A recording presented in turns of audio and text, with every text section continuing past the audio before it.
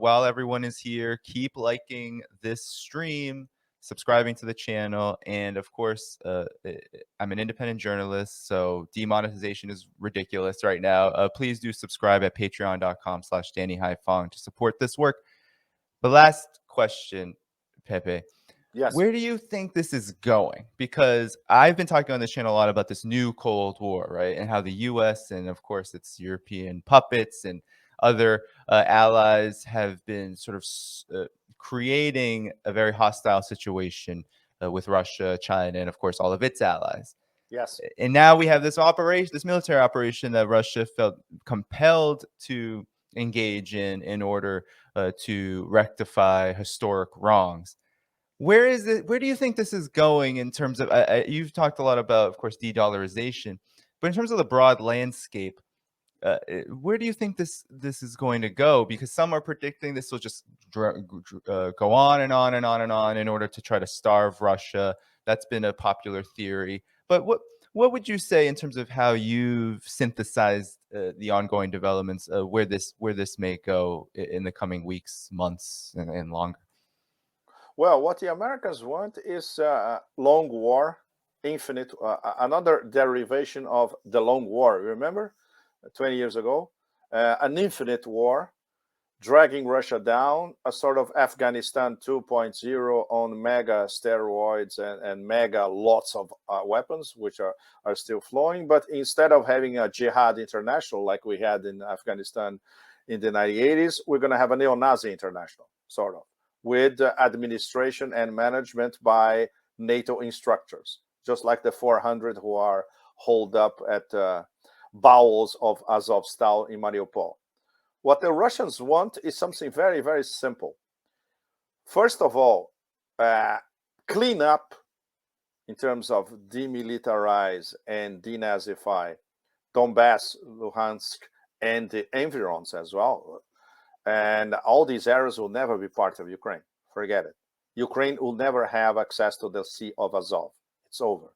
And depending on phase 3, we are at the beginning of phase 2, Ukraine will never have access to the Black Sea as well. So this is very, very, in geopolitical terms, this is a bombshell. And this is where we're going in the next weeks and months. So we're going to have a different map with a different rump Ukraine, probably. A very, very strong Novorossiya, including the Sea of Azov and the Black Sea. Referendum in these areas where they will decide what do they want to be. Do they want to be independent republics? Do they want to be a confederation? Do they want to be annexed to the Russian Federation? So the locals will decide. It's not Moscow that's going to decide. It's the locals that are going to decide in all these places, including Mariupol, Kherson, etc. And of course, the west of Ukraine is a mystery. Maybe it will be annexed by Poland. Who knows? Maybe the Russians will allow Poland to annex some of it. Maybe the Russians would say, no, it's a red line. There's going to be a demilitarized zone as well. And if you send somebody here, we're going to send Zircons and Sarmats against the centers of decision, which is what they are saying again and again. And Putin today, Danny, said the same thing. If you try, any of you try to intervene in what's going on in Ukraine, we're going to hit you. And we're going to hit you hard. Yeah. It's hard. And this, you don't, Russians don't do this kind of, it's not even a threat. It's something that they already said many, many times. Look, Right. We already told you many times, this is an internal problem between Russia and Ukraine, which are brothers, essentially. Mhm. Look at our history, if you know anything about our history. If there is a NATO intervention or American intervention, we're going after the centers of decision. So everybody in Washington or in Brussels knows about it. And they keep playing, of course, around it or trying to find a third way, fourth way that doesn't exist. So this is the, let's say, the local scenario. After that, it gets much more complicated because if NATO, if the Americans, NATO response, refuse serious discussion about indivisibility of security. If they have, for instance, Finland and Sweden entering NATO, just to give you an example, this means the end of a non-nuclear status for the Baltics. So there are going to be Russian weapons pointing at the three Baltics plus Finland and Sweden. Yeah. There's no question about that. Same thing about Romania and Poland. If the Americans decide that they're going to keep bases in Romania and Poland and have missiles over there, the Russians are going to point nuclear missiles against Romania and Poland. So this thing could degenerate really fast unless somebody, which we still don't know, Deus ex machina in Washington. Okay, let's sit down and discuss with the Russians because nobody wants World War III here. Right. But the problem is the neocons want World War III, and we are hostages of these people.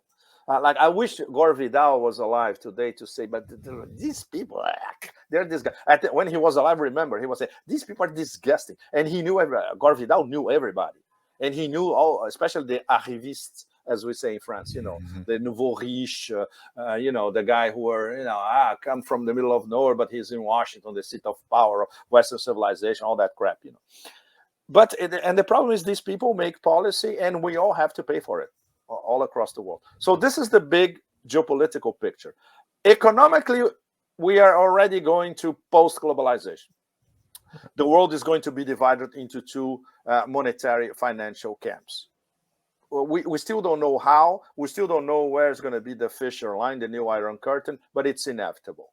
And that depends, of course, on the emergence of this new financial monetary system across Eurasia and to go into other parts of the global South, Africa, and maybe some parts of Latin America as well.